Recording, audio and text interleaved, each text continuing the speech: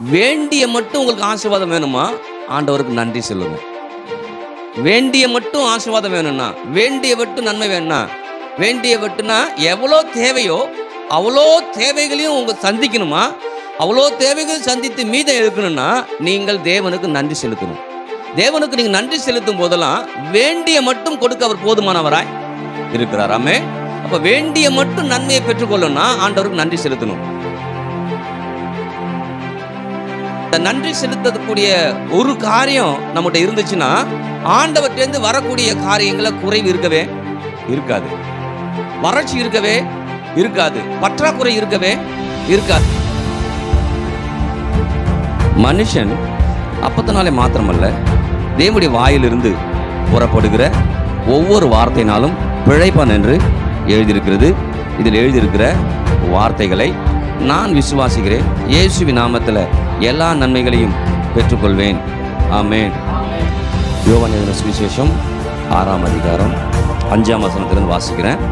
யோவான் 6:5ஆம் வசனத்திலிருந்து, இயேசு தம்முடைய கண்களை ஏறெடுத்து திரளான ஜனங்கள் தம்மிடத்தில் வருகிறதை கண்டு பிலிப்புவை நோக்கி, இவர்கள் சாப்பிடத்தக்கதாக அப்பங்களை எங்கே கொள்ளலாம் என்று கேட்டார். தாம் செய்ய போகிறதை அறிந்திருந்தும் அவனை சோதிக்கும்படி இப்படி கேட்டார். பிலிப்பு அவருக்கு பிரதியுத்தரமாக, இவர்களில் ஒவ்வொருவரும் கொஞ்சம் கொஞ்சம் எடுத்துக்கொண்டாலும் 200 பணத்தை அப்பங்களும் இவர்களுக்கு போதாதே என்றான். அப்பொழுது அவருடைய சீஷர் ஒருவனும் சீமோன் பேதுருவின் சகோதரனுமாகிய அந்திரேயா அவரை நோக்கி, இங்கே ஒரு பையன் இருக்கிறான், அவன் கையில் 5 வார்கோதுமை அப்பங்களும் 2 மீன்களும் உண்டு, ஆனாலும் அவைகள் இத்தனை ஜனங்களுக்கு எம்மாத்திரம் என்றான். இயேசு ஜனங்களை உட்கார வையுங்கள் என்றார். அந்த இடம் மிகுந்த புல்லுள்ளதாய் இருந்தது. பந்தி இருந்த புருஷர்கள் ஏறக்குறைய 5000 பேராய் இருந்தார்கள். இயேசு அப்பங்களை எடுத்து ஸ்தோத்திரம் பண்ணி சீஷர்களிடத்தில் கொடுத்தார். சீஷர்கள் பந்தி இருந்தவர்களுக்கு கொடுத்தார்கள். அப்படியே மீன்களையும் அவர் எடுத்து அவர்களுக்கு வேண்டிய மட்டும் கொடுத்தார். அவர்கள் திருப்தி அடைந்த பின்பு அவர் தம்முடைய சீஷர்களை நோக்கி, ஒன்றும் சேதமாய் போகாதபடிக்கு மீதியான துணிக்கைகளை சேர்த்து வையுங்கள் என்றார். அந்தபடியே அவர்கள் சேர்த்து வார்கோதுமை அப்பங்கள் 5 அவர்கள் சாப்பிட்டு மீதியான துணிக்கைகளினாலே 12 கூடைகளை நிரப்பினார்கள். இயேசு செய்த அற்புதத்தை அந்த மனுஷர் கண்டு, மெய்யாகவே இவர் உலகத்தில் வருகிறவரான தீர்க்கதரிசி என்றார்கள். ஆமென். இந்த ஸ்தோத்திர நாளில் ஒரு காரியத்தை நம்ம பார்க்க இருக்கிறோம். என்னன்னா, இந்த 11ஆம் வசனம் சொல்லுது இல்லையா, இயேசு அப்பங்களை எடுத்து ஸ்தோத்திரம் பண்ணி சீஷர்களிடத்தில் கொடுத்தார். சீஷர்கள் பந்தி இருந்தவர்களுக்கு கொடுத்தார்கள். அப்படியே மீன்களையும் அவர் எடுத்து அவர்களுக்கு வேண்டிய மட்டும் கொடுத்தார். வேண்டிய மட்டும். ஆமென். அப்ப எதை பத்தி பார்க்குறோம்னு சொல்லும்போது, வேண்டிய மட்டும் உங்களுக்கு ஆசீர்வாதம் வேணுமா, ஆண்டவருக்கு நன்றி சொல்லுங்க. வேண்டிய மட்டும் ஆசீர்வாதம் வேணும்னா, வேண்டிய மட்டும் நன்மை வேணும்னா, வேண்டிய மட்டும்னா எவ்வளோ தேவையோ அவ்வளோ தேவைகளையும் உங்க சந்திக்கணுமா, அவ்வளோ தேவைகள் சந்தித்து மீதம் எடுக்கணும்னா நீங்கள் தேவனுக்கு நன்றி செலுத்தணும். தேவனுக்கு நீங்க நன்றி செலுத்தும் போதெல்லாம் வேண்டிய மட்டும் கொடுக்க அவர் போதுமானவராய் இருக்கிறார். ஆமென். அப்ப வேண்டிய மட்டும் நன்மையை பெற்றுக்கொள்ளணும்னா ஆண்டவருக்கு நன்றி செலுத்தணும். இந்த 5 நாட்கள் இந்த காரியத்தை குறித்து தான் பார்க்க இருக்கிறோம். 5 நாட்களுமே. ஏன்னா அந்த நன்றி செலுத்தக்கூடிய ஒரு காரியம் நம்மகிட்ட இருந்துச்சுன்னா ஆண்டவர்கிட்டேருந்து வரக்கூடிய காரியங்கள குறைவு இருக்கவே இருக்காது, வறட்சி இருக்கவே இருக்காது, பற்றாக்குறை இருக்கவே இருக்காது. ஏன்னா இந்த சுச்சுவேஷன்ல இருந்த இடம், இந்த இந்த இந்த 5 அப்பம் 2 மீன், இந்த ஸ்டோரி 4 சுவிசேஷத்தில் வருது. 4 சுவிசேஷம் வரும்போது ஒரு காரியத்தை அங்கே ஆண்டவர் காமிச்சிட்டே வராரு. வனாந்தரமான இடம், வனாந்தரமான இடம், வனாந்தரமான இடம். உங்கள் வாழ்க்கை வனாந்தரமாக இருக்கா, அது வயல்வெளியாக மாற்றணும்னா உங்கள் வாழ்க்கையில் நீங்கள் ஆண்டவருக்கு நன்றி செலுத்துவது ரொம்ப முக்கிய பங்கு என்ன பண்ணும் இருக்கணும். வனாந்தரமாக இருக்கலாம், வறட்சியாக இருக்கலாம், நெருக்கமாக இருக்கலாம், போராட்டமாக இருக்கலாம், கஷ்டமாக இருக்கலாம், கவலையாக கூட இருக்கலாம். எது இருந்தாலும் ஆண்டவருக்கு நீங்கள் நன்றி செலுத்தும் போது, அந்த ஆண்டவருக்கு நன்றி செலுத்தும் போதெல்லாம் அந்த ஆண்டவர் உங்களுக்கு வேண்டிய மட்டும் நன்மை செய்கிறவர் என்ன பண்ணுறாரு. அப்போ நான் நன்றி செலுத்தும் போதெல்லாம் எனக்கு அங்கேருந்து என்ன பண்ணுது, எனக்கு ஒரு காரியம் வருது. நான் நன்றி செலுத்தும் போதெல்லாம் வருது. ஏன் நன்றி செலுத்தும் போது வருது அப்படின்னா, ஏற்கனவே ஆண்டவர் எனக்காக ஏற்படுத்தி வைத்திருக்கிறார். கல்வாரி சிலுவையின் மூலமாக ஏற்படுத்தின அனைத்து ஆசீர்வாதங்களும், உலக தோற்றத்துக்கு முன்பாக ஏற்படுத்தின எல்லா ஆசீர்வாதங்களும் நான் பெற்றுக்கொள்வதற்கு ஆண்டவர் என்கிட்ட என்ன எதிர்பார்க்கிறார் அப்படின்னா, ஆண்டவருக்கு நான் நன்றி செலுத்துறான்னு தான் பார்க்குறாரு.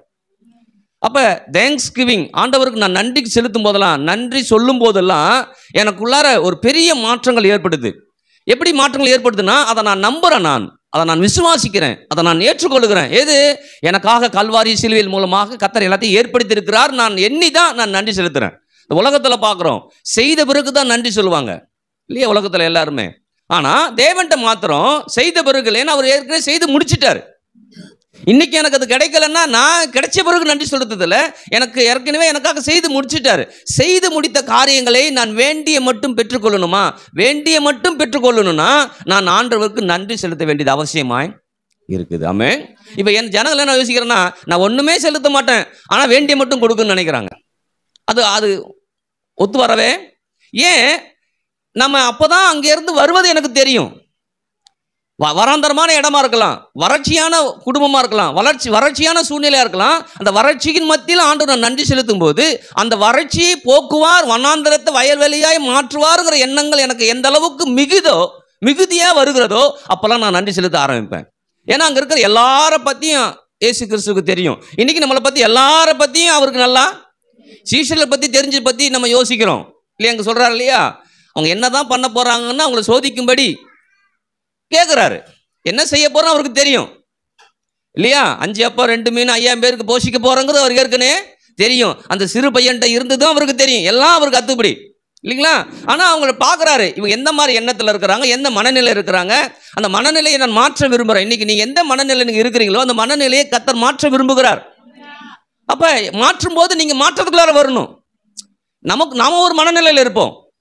நம்ம ஒரு மனநிலை என்ன பண்ணுவோம்? எப்பயுமே குறைவு இருக்கும்போது ஒரு மனநிலை இருக்கும், நிறைவு இருக்கும்போது ஒரு மனநிலை இருக்கும், பற்றாக்குறை இருக்கும்போது ஒரு மனநிலை இருக்கும், மிகுதியாக இருக்கும்போது ஒரு மனநிலை இருக்கும், சந்தோஷமாக இருக்க ஒரு மனநிலை இருக்கும், கஷ்டத்தோடு இருக்க ஒரு மனநிலை. அப்போ மனநிலைகள் மாறும் இல்லைங்களா?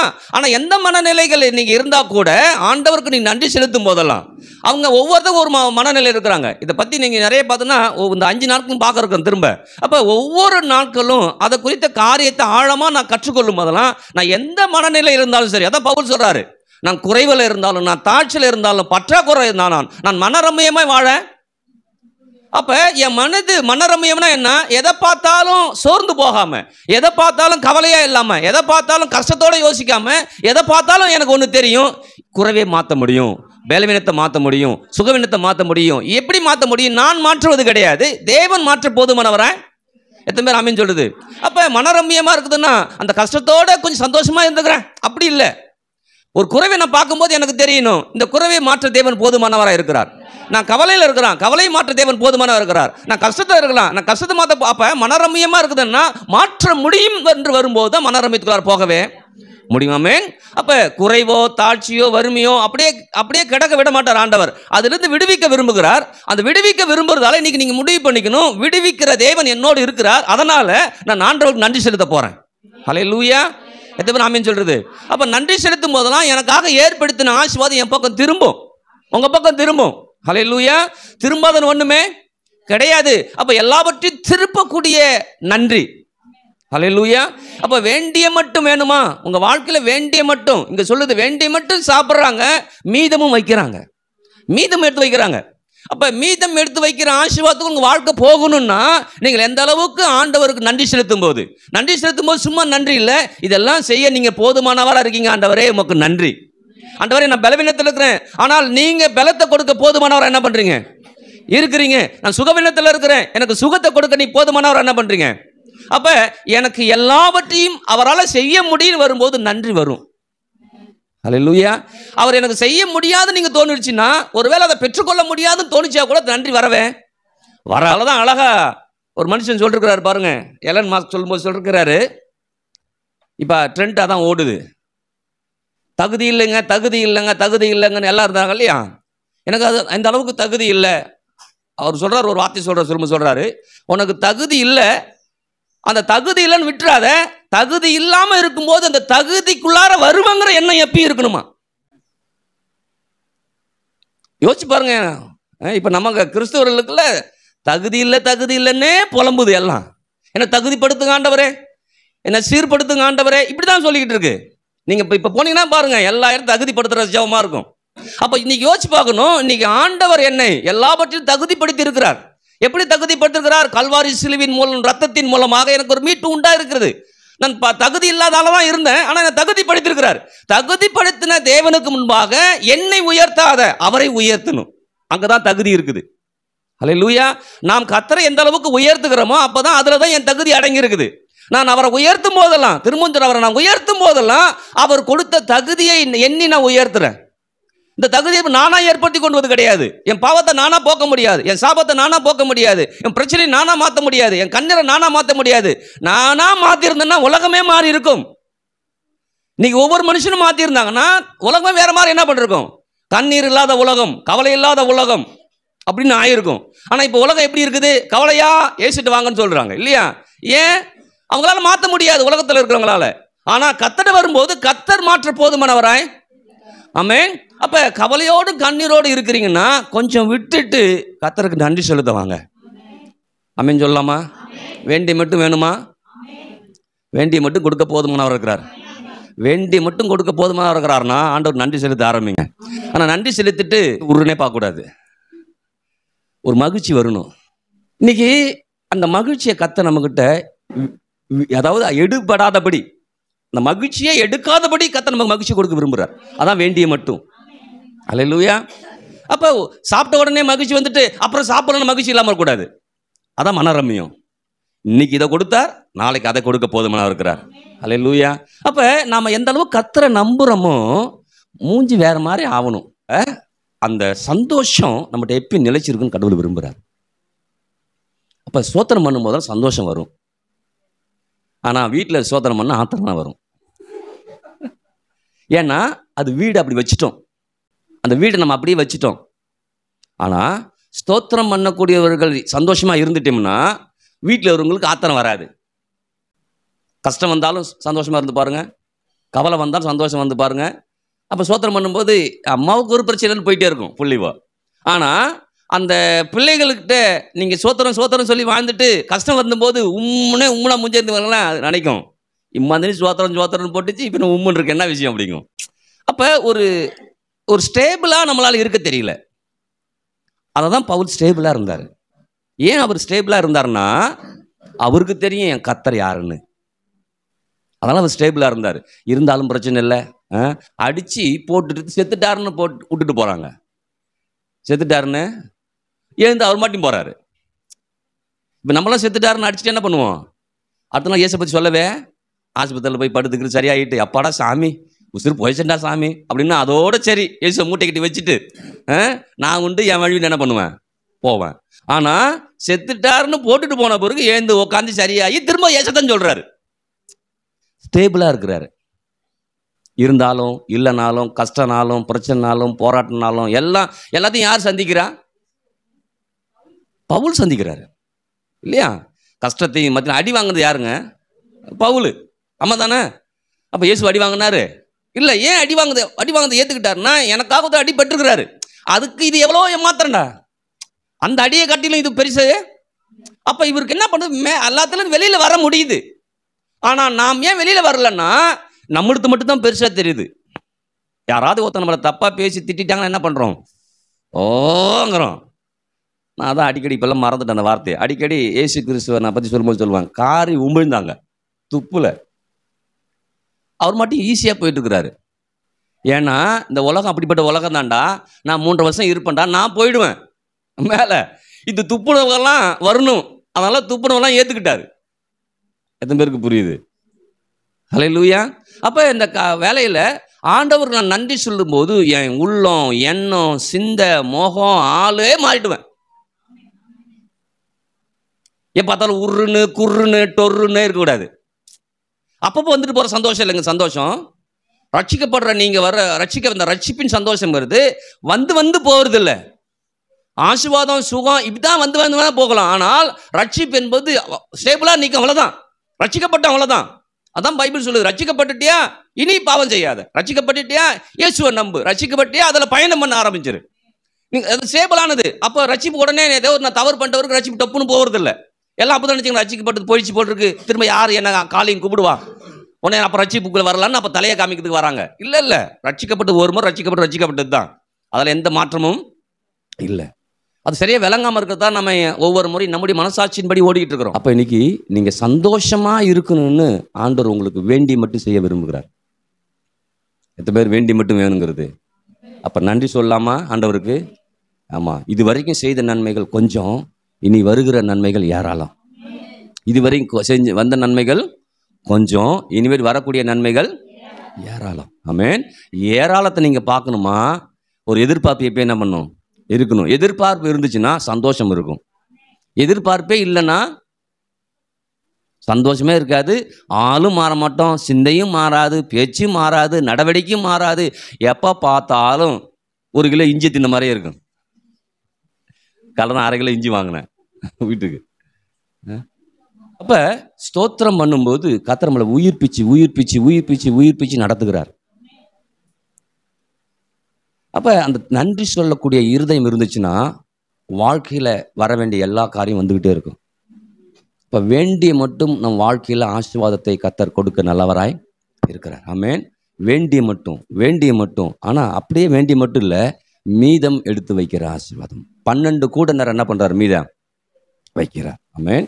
இன்னைக்கு இன்னொரு காரியத்தை பார்த்துட்டு முடிப்போம். இன்னொரு காரியம் அங்கே சொல்லும்போது, அந்த அப்பம் இல்லையா சொல்கிறாள், 200 வெள்ளி காசுக்கு 200 பணத்துக்கு வாங்கினா கூட உங்களுக்கு பத்தாது. என்னவா எதுக்கு? இத்தனை ஜனங்கள் இருக்கிறாங்களப்பா, இத்தனை ஜனங்களுக்கு 200 ரூபாய்க்கு வாங்கினா கூட பத்தாது அப்படிங்கிற ஒரு காலகட்டம். ஏன்னா வனந்தரமான இடம், பத்தாதுங்கிற இடம், நெருக்கமான சூழ்நிலை, யார்கிட்டையும் இல்லை, எந்த வசதியும் இல்லை, எந்த வாய்ப்புமே இல்லை. நீங்கள் அதான் சொல்கிறேன், எந்த வாய்ப்பு இல்லை, எந்த வசதி இல்லைன்னா நீங்கள் கவலைப்பட வேண்டாம். வாய்ப்புகளை கர்த்தர் ஏற்படுத்த போதுமான இருக்கிறார். ஆமென். அப்போ இங்கே 200 வெள்ளிக்கா 200 பணத்துக்கு நீங்கள் சொல்லுது. ஆங்கில பைபிளை பார்க்கும்போது எப்படி சொல்லுதுன்னா, 8 மாத சம்பளத்துக்கு வாங்கினாலும் பத்தாது. எப்படி சொல்லுது?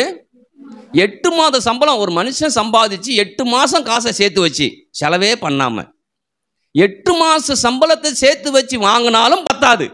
அதான் சொல்கிறேன், நீங்கள் மாத சம்பளத்தில் வாழ்ந்தோம்னா பத்தாது தான். நிறைய பேர் பாருங்க, சம்பளம் எடுக்கிறாங்க, வாங்குறோம், தப்பு கிடையாது சொல்லுங்க, அந்த சம்பளம் தான் என்ன வாழ வைக்கணும்னா பத்தாது. கர்த்தருடைய கிருபையும், கர்த்தருடைய தயவும், கர்த்தருடைய இரக்கமும், கர்த்தருடைய அன்பும், கர்த்தருடைய காருண்யம் தான் என்ன 8 மாதம் சம்பளமே இல்லைனாலும் நடத்தும். இது பேருக்கு விளங்குது நல்லா. அப்போ அங்கே சொல்லுது, இங்கே இது வரைக்கும் நம்ம படிக்கும்போது 200 பணத்துக்குன்னு சொல்லும்போது 200 ரூபாய்க்கு பத்தாது அப்படின்னு சொல்லி யோசிக்கிறோம். அங்கே சொல்லும்போது 8 மாத சம்பளம். ஏன்னா யூதர்கள் இருக்காங்க இல்லையா, யூதர்களோ அங்கே அந்த நாட்கள் வந்து ஒரு மாதம் அப்படின்னா கண்டிப்பாக அந்த ஆண்டவரை தொழுது கொள்ளுறதுனால என்ன பண்ண மாட்டாங்க, வேலைக்கு போக மாட்டாங்க. 30 நாள் அப்படின்னா எத்தனை நாள் போக மாட்டாங்க, அதில் குறைஞ்சபட்சம் 4 வாரம் கண்டிப்பாக. அப்போ 26 நாள் இல்லைங்களா, கூட குறைய பார்த்தோன்னா 25 வச்சுட்டா கூட 25 வச்சா கூட எத்தனை வருது பாருங்க, 8 மாதத்துக்கு யோசிச்சு பாருங்க. 4 மாதத்துக்கு 100 ரூபா, 4 மாதத்துக்கு 100 ரூபா இல்லைங்களா. அப்போ கரெக்டாக அவன் கணக்கு பண்ணுறான், 8 மாத சம்பளத்துக்கு வந்தால் கூட பத்தாது. அப்போ எவ்வளோ கணக்கில் அவன் புளியாக இருந்திருக்கான் பாரு. அப்போவே இது யோசிச்சு சொன்ன விஷயம் கிடையாது, அப்படியே பேசிகிட்டே இருக்கிறாங்க. பேசிகிட்டு இருக்கும்போதே அவன் சொல்கிறான், 8 மாத சம்பளம்னாலும் பத்தாதுப்பா, ஆண்டவரே ஏசப்பா நீங்களாம் வேற எங்கன்னா நடக்கும், இங்கே கதை நடக்காது. நம்ம சாப்பிட்டோம், நம்ம வாழ்ந்தோம், அது கரெக்டு. ஏன்னா நம்ம 12 பேர் தான், உங்களை சேர்த்து 13 பேர் தான். ஆனால் இங்கே இருக்கிறது 13 பேர் இல்லை, இங்கே இருந்து எத்தனை பேர்? 5000 பேர் இருக்கிறாங்க. எப்படி அது பத்தும்? 8 மாத சம்பளம் பத்துமா? பத்தாது. 8 மாத சம்பளத்தை பத்தாது அப்படின்னா அவனுக்குள்ளார ஒரு கணக்கு வந்துகிட்டே இருக்குது. இன்னைக்கு நீங்க உங்க வாழ்க்கையில ஒரு கணக்கை போட்டுக்கிட்டே இருக்கிறீங்களா, அந்த கணக்கை கர்த்தர் அபத்தமாக்குவார். அதே கணக்கிலே ஓடாதீங்க. இதை வச்சா அதை செஞ்சலாம், இதை வச்சா அதை செஞ்சலாம், இப்படி செஞ்சா அப்படி வந்துடும், அப்படி செஞ்சா இப்படி வந்துடணும். இல்லை, கணக்கு நல்லது. ஆனால் வாழ்க்கைன்னு வரும்போது கிருபை அதை விட நல்லது. அல்லேலூயா. அதுக்காக சம்பளம் வாங்க வேணாம், சம்பாதிக்க வேணான்னு சொல்ல, அதுதான் வாழ்வுன்னு முடிவு பண்ணுறாதீங்க.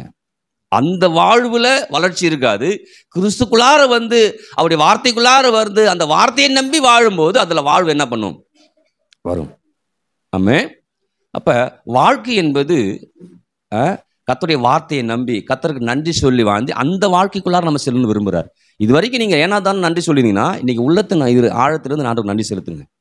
ஆண்டவரே 1ஆம் தேதி நான் பார்த்தேன், இன்னைக்கு அடுத்த 1ஆம் தேதி வரப்போகுது, ஜனவரி 1ஆம் தேதி வரப்போகுது. அநேக நெருக்கங்களை பார்த்துருக்குறேன், அநேக பிரச்சனைகளை பார்த்துருக்கிறேன், அநேக போராட்டங்களை பார்த்துருக்குறேன், அநேக நிந்தனையை பார்த்துருக்குறேன், அநேக ஆபத்துகளை பார்த்துருக்குறேன் இல்லைங்களா? எல்லாத்திலிருந்து ஆண்டவர் நம்மளை என்ன பண்ணுறாரு? காப்பாற்றியாங்க கொண்டு வந்திருக்கிறார். சாதாரண விஷயம் அல்ல. அப்ப சாதாரணமா அதை யோசிச்சிட்டோம்னா வருகிற வருஷம் நமக்கு சாதாரணமா தெரியும். இன்னைக்கு அதை சாதாரணமா யோசிக்கலாம் தான் வருகிற வருஷம் நீங்க அசாதாரணமான காரியத்தோட போகவே முடியும். இன்னைக்கு சாதாரணமா யோசிச்சிடாதீங்க. நம்ம நானே அடிக்க சொல்றது, இந்த வண்டியில் நல்லா போறேன், எல்லாம் பாதுகாப்பில் போறேன், ஏதோ ஆண்டவரே நல்லா நான் வண்டி ஓட்டேன் பாரு. இல்லை, உன் வண்டி நான் தாண்டா ஓட்டிட்டு வரேன், உனக்கு முன்னாடி நான் போயிட்டு இருக்கிறேன், நீ நினச்சிட்டு இருக்கிற ஜில்லுன்னு போயிட்டு இருக்கிறேன்னு, நான் தான் உனக்கு முடியும் என்ன பண்ணுறேன் போயிட்டு இருக்கிறேன். அந்த அறிவு நமக்குள்ளார எப்பயுமே என்ன பண்ணும்? அந்த தாட்ஸ் எனக்கு இருந்துகிட்டே இருக்கணும். எனக்கு முன்பாக அவருடைய சமூகம் என்ன பண்ணுது? போய்கிட்டே இருக்குது. எனக்கு முடி ஒருத்தர் போயிட்டு இருக்கிறார், அவ்வளோதான். நான் வண்டி ஓட்டலாம், பெட்ரோல் போடலாம், கீரை போடலாம், திருவலாம், என்னன்னாலும் பண்ணிட்டு போகலாம். ஆனால் எனக்கு முன்பாக அவர் கடந்து போய்கிட்டே இருக்கிற, நான் பின் சென்று போய்கிட்டே என்ன பண்ணுறேன் இருக்கிறேன். அந்த உணர்வும் எண்ணமும் தாக்கமும் எனக்குள்ளார எப்பயுமே இருக்கணும். எப்பயுமே இருந்தோம்னா நம்ம எப்பயுமே நான் பாதுகாப்புல தான் என்ன பண்ணுவேன் இருப்பேன். அப்ப இந்த ஒரு வருஷத்துல கர்த்தர் அவ்வளோ பாதுகாப்பையும் அவ்வளோ சுகத்தையும் அவ்வளோ ஆரோக்கியத்தையும் அவ்வளோ நன்மையில் கர்த்தர் என்ன பண்ணிருக்காரு? செய்திருக்கிறார். ஆமென். இப்ப செய்திருக்கிறாரே, அடுத்த வருஷம் இதை காட்டிலும் நல்லா செய்வார். அதை தான் நான் எதிர்பார்க்கேன். இதை காட்டிலும் நல்லா செய்வார். ஆமென். அப்ப நல்லா செய்யணுமா? நான் என்ன பண்ணும்? ஆண்டவருக்கு நன்றி. ஆண்டவரே, அந்த 1ஆம் தேதியிலேருந்து இது வரைக்கும் என்ன போஷித்தீங்களே, உமக்கு நன்றி. நல்ல ஆகாரத்தை கொடுத்தீங்க, நல்ல பலத்தை கொடுத்தீங்க, நல்ல சுகத்தை கொடுத்தீங்க, நல்ல ஞானத்தை கொடுத்தீங்க, நல்ல அறிவை கொடுத்தீங்க, நல்ல கண் பார்வை கொடுத்தீங்க. ஒவ்வொரு உங்களுக்குள்ளார எதெல்லாம் பலவீனமாக இருந்து அதுலேருந்து பலத்துக்குள்ளார வந்தீங்களோ அது எல்லா பற்றியும் சொல்லி ஆண்டவர் நன்றி செலுத்துங்க. அப்படி நன்றி செலுத்தும் போதெல்லாம் என்ன சொல்கிறார்? வேண்டி மட்டும் நான் கொடுக்க போகிறேன். இன்னும் அல்லேலூயா. ஒட்டு மொத்தமாக கொடுக்குறேன், கொஞ்சம் கொஞ்சமாக கொடுக்கல, கொஞ்சம் கொஞ்சமாக கொடுக்கல. ஒரு வேலை முடியணுமா 10 லட்சமா 10 லட்சத்தையும் கொடுக்குறேங்கிறாரு. அதான் வேண்டிய மட்டும். இப்போ 20,000 10,000 கரெக்டு, 5,000 கரெக்டு. ஆனால் அவர் சொல்கிறாரு மொத்தமாக கொடுக்க விரும்புகிறேன். மொத்தம் எத்தனை பேருக்கு விளங்குது? நல்லா வேண்டிய மட்டும், வேண்டிய மட்டும், வேண்டிய மட்டும் நிற்காம வந்துக்கிட்டே இருந்துச்சு. என்ன பண்ணல? நிற்கவே இல்லை. யோசிச்சு பாருங்க. இன்னைக்கு ஆரம்பிக்கிற, நீங்கள் யோசிக்கணும், ஆரம்பிக்கிற ஒவ்வொரு ஆசீர்வாதம் என்ன நிற்காம என்ன பண்ணும்? வந்துகிட்டே இருக்கும். சுகமா நிற்காது, பலனா நிற்காது, ஆரோக்கியமா நிற்காது. ஏன்னா வேண்டிய மட்டும் வந்துச்சு. 10 பேர் சாப்பிட்டுட்டு மீதி எத்தனை பேர் இருக்காங்க கேட்ட பிறகு சோத்திரம் பண்ணல. திரும்ப ஒவ்வொரு முறையும் சோத்திரம் பண்ணி இல்லை, ஒரு முறை சோத்திரம் மட்டும் வந்துட்டு என்ன பண்ணுது இருக்குது. எத்தனை பேர் சாப்பிட்டு போனது? சாப்பிட்டு மீதம் கொடுக்குற அளவுக்கு இருந்துச்சு. கொடுத்தது எவ்வளோ? ஒரு கரங்களை கொடுத்தது எவ்வளோ? 5 அப்பம் 2 மீன். ஒரு வேலையும் இல்லை. உட்காந்து எத்தனை சாப்பாடு? சத்ததே காணும். இதெல்லாம் யோசிச்சு பார்த்தீங்கன்னா சந்தோஷம் வரும். எங்கள் ஆண்டவரே, போன வாரம் ஒரு பட்டினி ஆண்டவரே அப்படின்னா போச்சு. ஸ்டேபிளாக வாங்க, ஸ்டேபிளாக வாங்க. அல்லேலூயா. அப்படி நீ ஆண்டவருக்குள்ளார, ஆண்டவருடைய வார்த்தைக்குள்ளார ஸ்டேபிளாக இருந்துட்டோம்னா, சொல்கிறேன், நானுமே அந்த அளவுக்கு தாட்சியெல்லாம் பார்த்துருக்கேன். பார்க்கலன்னா இல்லை. இன்றைக்கி சில நேரம் அப்படி அதெல்லாம் யோசிச்சு பார்ப்பேன். இப்படிலாம் இருந்ததே ஒரு வாழ்க்கை, நீ கர்த்தர் பார் இப்படிலாம் நடத்திருக்கிறாருன்னு சொல்லி. அப்போ அதை பார்க்கும்போது ஒன்று மட்டும் தெரியும், கர்த்தர் எனக்கு நல்லவராக இருந்தார், கர்த்தர் எனக்கு வல்லவராக இருந்தார், கர்த்தர் எனக்கு போதுமானவராக இருந்தார், போதுமானதற்கு மிகவும் அதிகமான தேவனாக அவர் இருந்தார். அவர் இருந்தாருங்கிற அறிவு எனக்குள்ளார் வரும்போது தான் நான் நன்றி செலுத்துவேன். அல்லேலூயா. ஆமாம், உண்மையிலே உட்காந்துருக்கும்போது, நடக்கும்போது, படுத்திருக்கும்போது, தூங்கும்போது கூட ஆண்டவர் நன்றிம்பேன். நல்லா தூங்கி எழுந்திருக்கேன் காலை டப்புன்னு. சத்ததே காணுமே. எந்த காலையும் பிடிச்சிக்காம, எந்த இடுப்பும் பிடிச்சிக்காம. ஏன்னா கர்த்தருக்கு, ஏன்னா எனக்கு ஒன்று தெரியுது, நான் செய்கிற வேலையால் இல்லை, நான் செய்கிற காரியத்தால் இல்லை, கர்த்தரை என்னை அப்படி தான் வைக்க விரும்புகிறார். அதான் முழுவதுமாய் கர்த்தரை சார்ந்து இருப்பதுன்னு அர்த்தம். கர்த்தரை சார்ந்து இருப்பது அப்படின்னா, ஆண்டவரே காலைல என்ன இட்லி சாப்பிட்லாமா, சோறு சாப்பிட்லாமா, இந்த பிள்ளை இன்னைக்கு சொல்கிற பேச்சு கேட்கல, இன்னைக்கு கஞ்சியை கொடுத்துடலாமா, அப்படி இல்லை. நம்ம அப்படி நினச்சிக்கணும். கர்த்தரை சார்ந்தனா என்ன சாப்பிடலாம் ஆண்டவரே, என்ன செய்யலாம் ஆண்டவரே, இப்படி செய்யலாமாண்டவரே, இப்படி கேட்கணும். கர்த்தர் சார்ந்தனா கர்த்தர் எப்படிப்பட்டவராக இருக்கிறாருங்கிற அறிவை சார்ந்த நான் வாழ ஆரம்பிக்கணும். கர்த்தர் எனக்கு எப்படிப்பட்டவராக இருக்கிறார், வேண்டிய மட்டும் எனக்கு செய்கிறவராக என்ன பண்ணுறாரு இருக்கிறார். அப்போ 200 பணத்துக்கு வாங்க முடியாத காரியம் 8 மாத சம்பளத்தால் வாங்கினாலும் பத்தாதுங்கிற காரியம், முடியாத காரியம் ஆண்டவர் அன்னைக்கு முடிச்சு வச்சார். அதான் இந்த இந்த அற்புதத்தை மாத்திரம் 4 சுவிசேஷம் டக்கு டக்கு டக்குன்னு சொல்லிக்கிட்டே என்ன பண்ணுறாங்க, 4 சுவிசேஷத்திலும். அப்போ ஒரு சுவிசேஷத்தில் கூட விட்டுறவே கூடாது. அப்போ விட்டுறவே கூடாதுன்னு ஆண்டவர் ஆவியானவர் இல்லையா எல்லாரோட இடைப்பட்டு ஒரு காரியத்தை சொல்லிக்கிட்டே என்ன பண்ணிருக்காரு, இருந்திருக்கிறார். சொல்லிக்கொண்டே இருந்தால்தான் அந்த ஸ்தோத்திரம் பண்ணுறதை மாத்திரம் நம்ம வலியுறுத்தி என்ன பண்ணுறாங்க, அதை சொல்கிறாங்க. இன்னைக்கு உங்களுக்கு நான் வலியுறுத்துறேன், ஆண்டவருக்கு ஸ்தோத்திரம் பண்ணுங்க, நன்றி செலுத்துங்க, நன்றி செலுத்துங்க. பாருங்களேன், ஆங்கில பைபிளில் பார்க்கும்போது தேங்க்ஸ் அப்படின்னு வருது, தேங்க்யூ சீசன் கூட வரல, தேங்க்ஸ். அப்போ எவ்வளோ பெரிய உள்ளம் அவரை நம்பி இருக்கும் பாருங்க. இயேசு கிறிஸ்துடைய உள்ளம் தேவனை எந்த அளவுக்கு நம்பியிருந்தா தேங்க்ஸ்ன்னு சொன்ன உடனே அங்கேருந்து வருது. தேங்க்ஸ் அப்படின்னு சொன்னா நான் என்ன பண்ணுவேன், எனக்கு ஈன்னு சிரிப்பேன். ஆனால் யோசிச்சு பாருங்க, அப்போ அந்த அப்பாவுடைய உள்ளத்துக்குள்ளார இவருடைய சந்தோஷம் என்ன பண்ணுது அடங்கி. எனக்குள்ளார அப்பா இருக்கிறாரு, இப்போ அப்பாவுக்குள்ளார அவர் இருக்கிறாரு. அந்த சந்தோஷத்தின் மிகுதியில தான் என்ன பண்ணுது, அவ்வளோ வருது. அப்போ சோத்திரம் பண்ணி அப்படி பார்த்து சோத்திரம் பண்ணும்போது என்ன பண்ணுது, அப்போ அப்பா என்னத்தை எதிர்பார்த்து இருந்திருக்கிறாங்க, அவனா முண்டியா, அதாவது இயேசு கிறிஸ்துவா நீனா முண்டிக்கிட்டு இருக்கிறியா இல்லை என்ன நோக்கி பார்க்குறியா? நீங்க நம்மளை பார்த்து சொல்றாரு, மைக்கில் நீனே முண்டிட்டு இருக்கிறியா, எனக்கு நன்றி சொல்ல வரியா? முண்டிட்டுனா முண்டிக்கிட்டே இரு. 5 எப்போ 2 மணி தின்னுட்டு ஏப்ப விட்டு போயிடுவேன். ஒம்புலாம் பட்டின்னு தான் என்ன பண்ணும், கிடக்கும். ஆனால் அதை பழுக பெருக என்னால் முடியும். உன் உள்ள என்ன நோக்கி பார்க்குதா? நிறைய பேர் கை மட்டும் தான் உயர்த்துது, உள்ள வேற எங்கே இருக்குது, 10மோ 10 தெரியலையே அப்படின்னு. கை மட்டும் மேலே வந்துருச்சு, கை மட்டும் மேலே வந்துருச்சு. நான் சொல்லி கொடுத்தேன் இல்லையா, இந்த 2 கையை தூக்குனா ஒன்று, ஒரு கையை தூக்குனா ஒன்று அப்படின்னு சொன்னேன். நான் என்ன பண்ணேன், டான் அடுத்து நான் பார்க்குறேன் சர்வீஸில் உடனே டான் 2 கை தூக்கி போடுறோம். நல்ல என்ன வேற எங்கே என்ன பண்ணுது, கையை தூக்கிட்டா கையை வேற வலிக்குது, கையை விட்டா தேவலாம். இப்போ உள்ளம் வேற மாதிரி இருக்குது. உள்ளம் கர்த்தருக்குள்ளார ஆண்டவர் நன்றிக்குள்ளார வரும்போது வாழ்க்கையும் குடும்பமும் பிள்ளைகளும் அற்புதமாகவும் அதிசயமாகவும் ஆசீர்வாதமாக என்ன பண்ணும், இருக்கும். கண்டிப்பாக இருக்கும். எத்தனை பேர் ஆமேன்னு சொல்கிறது? அப்போ கொஞ்சம் நம்புங்க. உங்கள் வசதிகளோ உங்களோட வாய்ப்புகளோ உங்களுடைய சம்பளமோ உங்களை எல்லாமே எல்லாம் நல்லது தான், இது தப்பு கிடையாது. ஆனால் அதுதான் எனக்குள்ளார வேண்டி மட்டும் கொண்டு வரும்னா கொண்டு வராது. நான் பார்க்குறேன், மேக்சிமம் எனக்கு குறைவு இல்லாமல் கத்த நடத்தினார். மேக்சிமம் நானாக போய் வாங்க முடியாமல் இருந்திருக்குமே தவிர ஒரு குறைவை நான் பார்த்தது இல்லவே இல்லை. ஒருவேளை என் பிள்ளைகளுக்கு யோசிச்சு வேணால் நடக்காமல் இருந்துக்கலாம், அதுவும் யோசிச்சிருக்கு சில விஷயத்த. ஆனால் நான் யோசித்த சிறப்பாக கத்த நடத்திருக்கிறேன். நான் எனக்கு என்னை பொறுத்தளவு சொல்கிறேன். அப்போ இது வரைக்கும் கத்தர் அப்படி தான் நான் நடத்தியிருக்கிறாரு. அதுக்கு நான் பாத்திரனா இல்லை, ஆனால் நான் பாத்திரனா மாற விரும்புகிறேன். அப்படிதான் ஆண்டவரே, இது இவ்வளோ நாள் என்னை போஷித்தீங்களே, நான் செய்த நற்கிரியர்களெல்லாம் இல்லை, என் மேலே அவ்வளோ நேசிக்கிறீங்க, என்னை அவ்வளோ நேசிக்கிறீங்கன்னா நான் அதிகப்படியாக அவரை நேசிக்க ஆரம்பிக்கணும். எந்த அளவுக்கு நான் அவரை நேசிக்கிறேனோ அந்த அளவுக்கு எனக்கு லாபம். இயேசுவை நேசிக்கிறதால யாருக்கு லாபம்? ஆனால் சபை எப்படின்னா அவருக்கு ஏதோ லாபம் பண்ணுற மாதிரி நினச்சிட்டு இருக்கு சபை.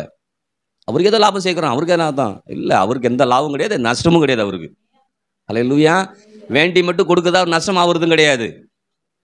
எனக்கு நிறையா, நான் 10 லட்சம் கேட்குறேன், 50 லட்சம் கொடுத்துட்டா அவர் நஷ்டம்லாம் கிடையாது, எல்லாமே அவருக்கு லாபம் தான்.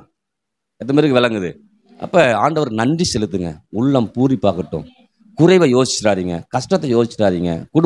குடும்பத்தில் பல கஷ்டங்கள் என்ன பண்ணுறோம் பார்க்குறோம், பல அவமானங்களையும் தான் பார்க்குறோம். சில பேர் வந்து நேரில் வந்து திட்டிட்டு போகிறவன்னு என்ன பண்ணுறான் இருக்கு, சும்மா அதை விட திட்டிட்டு போகிறதுன்னு வரான் எனக்கிட்டு. ஆனால் நம்ம அதுக்காக என்ன பண்ண முடியாது, வேதனைப்பட முடியாது. வந்திருக்கிறான்டா ரைட்டு சோத்திரம்னு சொல்லிட்டு விட்டுறணும். என்ன பேசினாலும் நிறைய விஷயம் என்ன பேசினாலும் எதை உள்ளே போக வைக்கணுமோ அதை தான் உள்ளே போக வைக்கணும். எது உள்ளே போகக்கூடாதோ உள்ளே போகவே கூடாது. இந்த காது இருக்குது பாருங்கள், காதை கத்தர் அப்படி தான் உண்டு பண்ணிருக்கிறாரு. காதுக்குள்ளே ஒரு ஜவ்வு இருக்குல்ல, இப்போ கண்ட தூசும் போயிருந்தா என்ன வருது காது? ஆமாம் தானே, இல்லையா? இருக்குதா இல்லையா? அப்போ எது போகணுமோ அதுதான் போகணும், எது போகக்கூடாதோ அது போகவே கூடாது. நீங்கள் முடிவு பண்ணிக்கணும், எந்த செய்தியை நான் கேட்குறேனோ அது என் ஆத்துமாவை உயிர்ப்பிக்கிற செய்தியாக இருக்கணும். அப்படி உயிர்ப்பிக்கிற செய்தியாக இல்லைன்னா அதை நான் கேட்கக்கூடாது. அதை நான் உயிர்ப்பிக்கிற வார்த்தைகளாக நான் வந்துடணும். உயிர்ப்பிக்கிற வார்த்தைகளாக நான் வந்துடணும். அந்த உயிர்ப்பிக்கிற வார்த்தையை நான் பேச பேச அது உயிர்ப்பிக்கக்கூடிய வார்த்தை எனக்குள்ளார போய் அதை கேட்க கேட்க அது என்ன பண்ணும் வேலை, என்னை உயிர்ப்பித்து நடத்தும், உங்களை உயிர்ப்பித்து நடத்தும். ஆமென். அப்போ கேட்குறது ரொம்ப அவசியம். அவ்வளோதான் இயேசு கிறிஸ்துட்ட சொல்கிறாங்க இல்லையா, பத்தாது பத்தாதுன்னு சொல்கிறாங்க. 8 மாதம் சம்பளம் வந்தாலும் பத்தாது, 200 பத்தாது, அது 5 அப்போ 2 மீன் தான், அதுவும் பத்தாது, வனாந்தரமாக இடம் கேட்குறது எல்லாம் மோசமான சூழ்நிலை. ஆனால் அதன் மத்தியில் அற்புதம் நடக்குது. எல்லாம் இருக்கிற சூழ்நிலை வனாந்தரமான இடம், கேட்குற வார்த்தை யார்கிட்டையும் இல்லை, அப்புறம் கேட்குற வார்த்தை 200 காணும். அப்போ எல்லாமே கேட்குறது எல்லாமே தேவையில்லாத வார்த்தை தான் வருது. ஆனால் அவர் காதல் அது மட்டும் போகல. நான் என்ன செய்ய போறேன்னு அவருக்கு தெரியுது.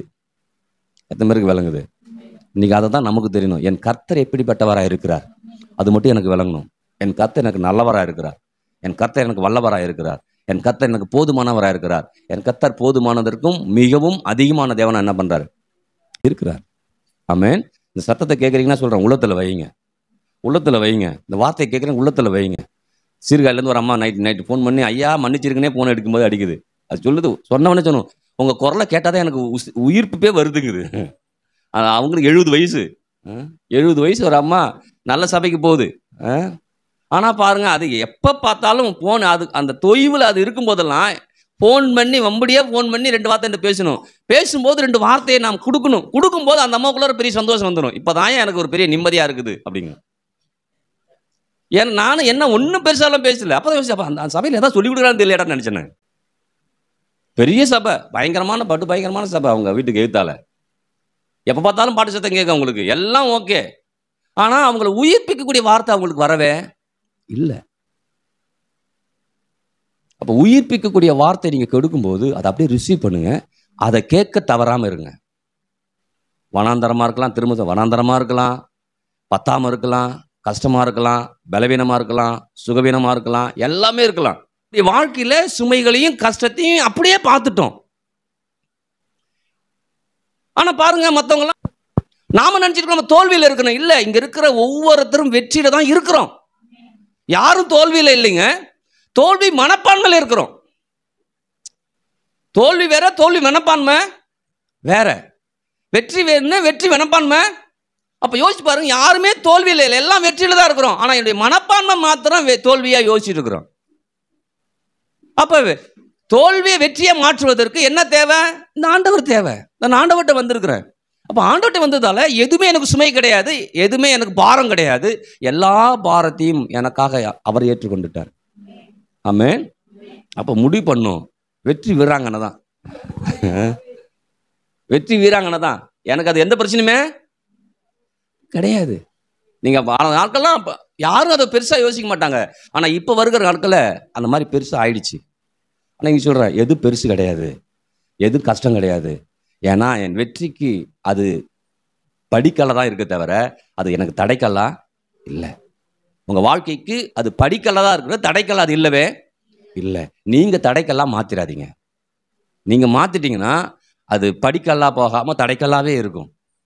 ஆனால் இன்னைக்கு நீங்கள் முடிவு பண்ணணும், ஆண்டவர் நான் நன்றி செலுத்துறேன். ஏன்னா இப்படி ஒரு இல்லையா, பொம்பளை புள்ள பிறந்தாவே மோசங்கிற நாட்கள்லாம் வாழ்ந்துருக்குறோம். இப்போதான் ஏற்றுக்கிறோம் இல்லையா, என்ன பண்ணுறது, பெற்று தொலைச்சிட்டோமே அப்படின்னு. அப்போல்லாம் இப்போ நான் பிறக்கும்போது, எங்கள் அக்கா பிறக்கும்போது எல்லாம் திட்டுனாங்களாம். எங்கள் அக்கா நல்லா அழகா நல்லா சிகப்பாக இருக்கும், எல்லாம் திட்டுனாங்களாம். நான் கண்ணங்கரையன்னு கிடந்தேன், என்னை எல்லாம் சிரிச்சு அடா என்ன நான் யாரு ஆம்பளை பிள்ளை என்னை தூக்கிட்டு ஐயோ தங்கம் பிறந்திருக்குன்னாங்களாம் சொல்லுவாங்க. எங்கள் அம்மா நல்லா சிகப்பாக இருப்பாங்களாம், நான் கண்ணங்கரையன்னு கிடந்தேன். வந்து பார்த்துட்டு இவன் உன் பிள்ளை இல்லை, உன் பிள்ளைய எடுத்துட்டு வா அப்படின்னாங்களாம். அப்போ அம்மா கருப்பாக இருக்கான்னு பாருங்க. அப்போ கருப்பாக இருந்தாலும் ஆம்பளை பிள்ளை என்ன பண்ண மாட்டாங்க, விட மாட்டாங்க ஐயோ அப்படின்னு. இப்போ அப்படி கிடையாது இல்லைங்களா. ஆனால் இப்பவும் சில பேர் அப்படி இருக்கிறாங்க. ஆம்பளை பிள்ளைனா ஒரு மாதிரியும், பொம்பளை பிள்ளைனா ஒரு மாதிரியும். தட்டில் சோறு போகும் பாரு, ஆம்பளை பிள்ளைக்கு ஒரு சோறாக இருக்கும், பொம்பளை பிள்ளைக்கு ஒரு சோறாக என்ன பண்ணும் இருக்கும். அவள் கடந்துட்டு போறா, நீ சாப்பிடு சாமி அப்படிக்கும். அப்படி கிடையாது. கொஞ்சம் மாற்றிக்கிட்டு அதுதான் நான் இதை யோசிச்சு பார்த்தா, ஆண் என்றும் பெண் என்றும் வித்தியாசம் இல்லை. ஏன்னா வித்தியாசப்படுத்துவது அந்த வேற, வித்தியாசம் எல்லாம் வெற்றிக்கு ஆணு பெண்ணுன்னு சம்பந்தமே இல்லை. அதை தாங்க சொல்லுது. ஆண் என்று பெண் வித்தியாசம்னா வெற்றிக்கு முன்னேறுவதற்கு, நீ சாதிப்பதற்கு, நீ ஆணாவா இருக்கலாம் பெண்ணாவா இருக்கலாம், நீ சாதிக்கிறதுக்காக பிறந்த, நீ சாதிக்கிற சாதனையாளர். ஆமென். எதுவுமே தடை கிடையவே. நீங்க தூக்கி தடைக்கெல்லாம் வச்சுட்டு ஐயோ தடையா இருக்குன்னு யோசிச்சுக்காதீங்க. எல்லா தடைகளையும் ஆண்டவராக இயேசு கிறிஸ்து நீக்கி இருக்கிறார். எல்லாவற்றையும் எனக்கு படிக்கலாய் மாற்றி இருக்கிறார். நான் வாழ்ந்திருக்க முடியும், நான் ஜெயிச்சிருக்க முடியும், நான் முன்னேற முடியும், நான் சாதிக்க முடியும். சாதிக்கிறதுக்காக பிறந்திருக்கிறேன், வாழுறதுக்காக பிறந்திருக்கிறேன். நான் திரும்ப திரும்ப அதை வலியுறுத்தின சபையில். வாழ்வதற்காக பிறந்திருக்கேன், சாவதுக்காக பிறக்கல. சாவு ஒரு நாள் வரும், ஆனால் வாழ்ந்துட்டு சாக போகிறேன். எப்படி சாக போகிறேன்? வாழ்ந்துட்டு. எல்லாருக்கும் மனுஷனா இருக்கிறான்னா எல்லாத்துக்கும் மரணம் நிச்சயம்தான். ஆனால் அந்த மரணத்தை தள்ளி வைக்கிறதும் ஏற்றுக்கொள்வதும் இன்னைக்கு நாம முடிக்கிற முடிவில் தான் என்ன பண்ணுது? தள்ளி வைக்க முடியும். மரணம் தள்ளி வைக்க முடியுங்க. ஆனால் அந்த நான் தள்ளி வைக்கிறக்கூடிய உரிமையை ஆற்ற நம்ம கர்த்தர் கொடுத்துருக்கிறார். ஆமே. அப்போ நான் தள்ளி வைக்கிறேன், அதை நான் ஜெயிச்சுட்டு பிறகு தான் நான் மறந்துள்ளார என்ன பண்ணுவேன்? போவேன். இயேசு கிறிஸ்து 3 வருஷம் இல்லையா? மரணம் தெரியுமா தெரியாது அவருக்கு? 3 வருஷம் மறிக்க போகிறார். ஆனால் செய்து முடிச்சாரா? எல்லாவற்றையும் முடிச்சுட்டு சொல்கிறார், கல்வாரியில் எல்லாம் முடிஞ்சிச்சு, ஓகேங்கிறார். அப்போ என்ன பண்ணிருக்காரு? அதுக்கு ஒரு நாள் இருக்குது. அதுக்கு முன்பாக என்னென்ன காரியெல்லாம் நான் செய்யணுமோ அதை எல்லாவற்றையும் வெற்றியாக செய்யணும், ஜெயமாக செய்யணும். ஜெயமாக செஞ்சு முடிச்சாரு. இந்த காலவேளை உங்களை பார்த்து சொல்கிறேன், நீங்கள் ஒரு நாள் எல்லாம் மறிக்க போகிறோம். ஆனால் அதற்கு முன்பாக எனக்காக என்னெல்லாம் கர்த்தர் நியமித்திருக்கிறாரோ, என்னெல்லாம் செயல் வச்சிருக்கிறாரோ அது எல்லாவற்றையும் செய்து முடித்துட்டு தான் நான் அதுக்குள்ளார என்ன பண்ணுவேன்? போவேன். இது பெருமை கிடையாது, பெருமை கிடையாது. நான் பெருமை கிடையாதுங்க. கர்த்தர் வைத்திருக்க திட்டம் அது, கர்த்தர் வைத்திருக்க தீர்மானம் அது. அதில் நான் வரேன். அதில் அதற்குள்ள வாழ்ந்து அதன் பிறகு நான் மறிக்கும் போது உலகமே வியக்கக்கூடிய அளவுக்கு என்ன பண்ணும் இருக்கும். உங்களை பார்த்து உங்கள் வீட்டு இருக்கிற வியக்கிறாங்களே இல்லையா, உலகம் வியக்கும். ஆனால் நீங்கள் சாதனையாளர், நீங்கள் வேதனையான ஆள் இல்லை. அல்லேலூயா. எத்தனை பேர் ஆமென் சொல்கிறது? அப்போ இன்னைக்கு முடிவு பண்ணுங்க, ஆண்டவர் நான் நன்றி செலுத்துகிறேன், என்னை சாதனையாளராக பார்க்குறாரு. நான் தான் என்னை வேதனையை நான் பார்த்துட்டேன், ஆனால் வேதனையை நீக்கிட்டு என்னை சாதனையாளர் கர்த்தர் என்ன பண்ணுறாரு? மாத்துறாரு. ஆமென். எழுந்திருக்கலாமா?